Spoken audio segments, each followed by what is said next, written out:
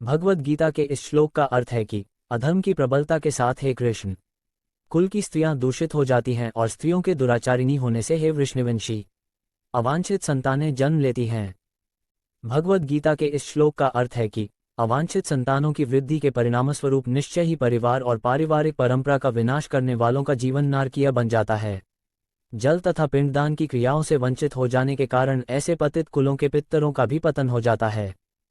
भगवद गीता के इस श्लोक का अर्थ है कि अपने दुष्कर्मों से कुल परंपरा का विनाश करने वाले दुराचारियों के कारण समाज में अवांछित संतानों की वृद्धि होती है और विविध प्रकार की सामुदायिक और परिवार कल्याण की गतिविधियों का भी विनाश हो जाता है। भगवद गीता के इस श्लोक का अर्थ है कि हे जनार्दन, मैंने गुरुजनों से सुना है कि जो लोग कुल परंपराओं का विनाश करते हैं वे अनिश्चित काल के लिए नरक में डाल दिए जाते हैं।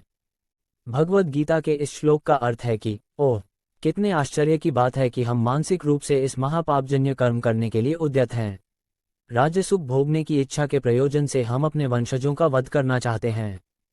भगवद गीता के इस श्लोक का अर्थ है कि यदि धृतराष्ट्र के शस्त्र युक्त पुत्र मुझ निहत्थे को रणभूमि में प्रतिरोध किए बिना भी मार देते हैं तब यह मेरे लिए श्रेयस्कर होगा।